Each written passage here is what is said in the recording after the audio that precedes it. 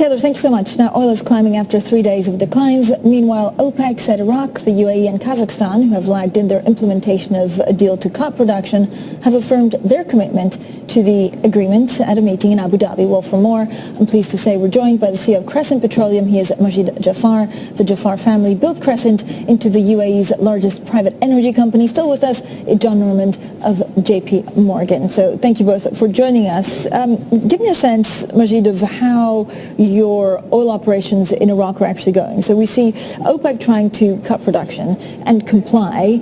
Are you ramping up? So I think with Iraq, what you're seeing is a recommitment to OPEC, despite the need to increase production capacity after the wars and the sanctions, and they're heading to 5 million barrels a day by the end of the year. So actually, Iraq and the U.S. are the two big climbers over the last year. Having said that, OPEC as a whole is now including non-OPEC members in that club, even though there have been some question marks over compliance. And that's the first time since the Cold War that we've seen countries like Russia on board. And we've seen some stability over the last year between 45 and 55, and I'd expect that to continue. In terms of our operations in Iraq, the challenges are not the cost of production, of course, but issues above the ground, security challenges. There's sometimes lack of clarity on policy and compliance with contractual terms by the host governments, or payment delays. But despite that, we're very committed to the country, both north and south, and we expect our production and operations to expand. Do you worry about the price of oil? Because on the one hand, people say we've reached peak oil, and the other hand, it seems that the shale producers in the States are now in control of the price. So I think the peak oil argument seems to have disappeared after the shale revolution in the U.S. Now people are talking about peak demand. I think what's more important for producers and consumers is stability. And there was a bit of a seesaw going from 100 down to 27. But now I think the market is kind of adjusted.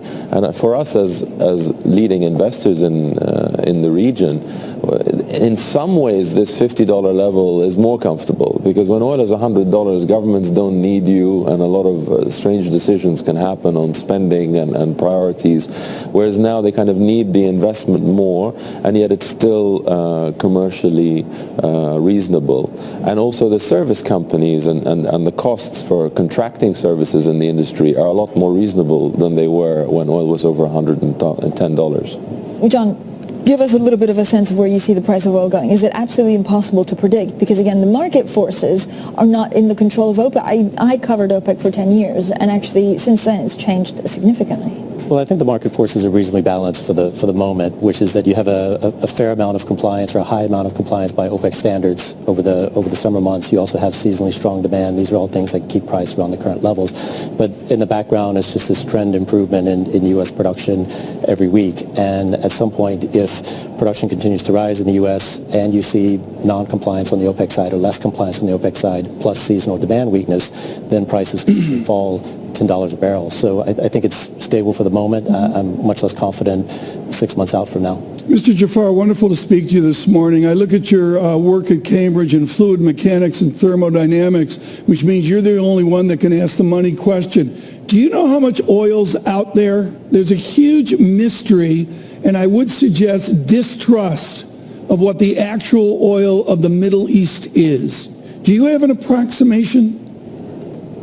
So I think you're quite right. A lot of the proven reserves figures of just hangovers from the 70s and really need updating. And Iraq is one of the few countries that has been updating. But and it's obviously price dependent. But as the Middle East overall, we have about proven today 60% of the world's oil, 40% of the world's gas. I think that's massively underreported, because we're still only a third of world oil production and a sixth of world gas production, and hugely underexplored, and partly because of policy issues. We still have national oil company monopolies, and in many major resource holders, little room for the private sector, although that is starting to change now. So I think that true reserves are going to be much higher than currently known in some countries, especially Iraq, where the exploration is just getting going. And I expect going forward that the Middle East is going to continue to be a very important provider of the world's oil and natural gas. You and your family have an interesting politics in place in the Middle East between the tensions of Saudi Arabia and Iran, your family from Iraq. What will be the place of the United Arab Emirates in the new political calculus? How will UAE tilt, not only between Saudi and between Iran, but for that matter with all of the GCC? So, that's a big question, but the UAE's policy has been pretty consistent in trying to have good relations with everybody, but relations based on non-interference in each other's affairs, and at the same time, a policy against Islamic extremism of whatever form or shape. But I think despite all the geopolitical tensions, not just in the Middle East, but worldwide that we're seeing, when it comes to the oil and gas, countries that may be politically opposed have shown an ability to cooperate. And we saw that in the Iraq-Iran war in the 80s, and we're seeing that again now, even with countries like Russia joining in and sometimes apparently brokering those deals like we had between Saudi and Iran last year in OPEC. What do you need as a businessman in the Middle East from the United States of America? If we're in search of a new foreign policy, what's the best foreign policy for the Jafar family? Well, I think for the region was initially quite pleased to see a bigger engagement by President Trump in the region than we had seen from the Obama administration in the latter years. And obviously, a policy that combines engagement on the political and security side with the economic. I think what the region really needs is a lot of investment, a lot of reconstruction, and in particular job creation for the next generation. We have the highest youth unemployment percentage of any region in the world. And so major socio-economic challenges that need to be addressed if we're going to get to some political stability. John, what does the one prescription for the Middle East at the moment need to be? It can't only be on oil, but then when you look at commodities, it seems that it's one of the most fluctuating variables. You mean in terms of something that brings more macroeconomic stability? I suppose over the long term, it's a more diversified economy, and you can see this being a priority of the government of Saudi Arabia, for example. But this is an initiative that probably requires 10, 20, 30 years. It's not something that happens in any kind of short or even medium-term horizon. What do we don't understand about Qatar? About the Qatar deal, or not deal, the tensions with Qatar? So the tensions, I'm not really well placed to opine on them, but they go back a long way. It's not really just something recent, and it's really about different views of the region, particularly post the Arab Spring.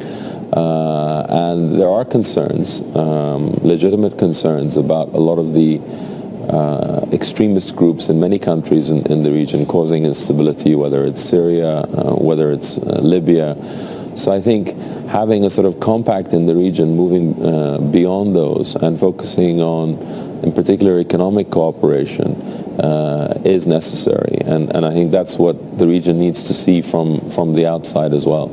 Mr. Jafar, thank you so much for joining us this morning. Majid Jafar is with Crescent Petroleum. John Norman will continue with us with J.P. Morgan. Much to talk about in foreign exchange. It is a busy morning for Bloomberg surveillance on geopolitics in North Korea and also on monetary policy. Later this afternoon, Kathleen Hayes with Bullard of St. Louis. Stay with us. This is Bloomberg.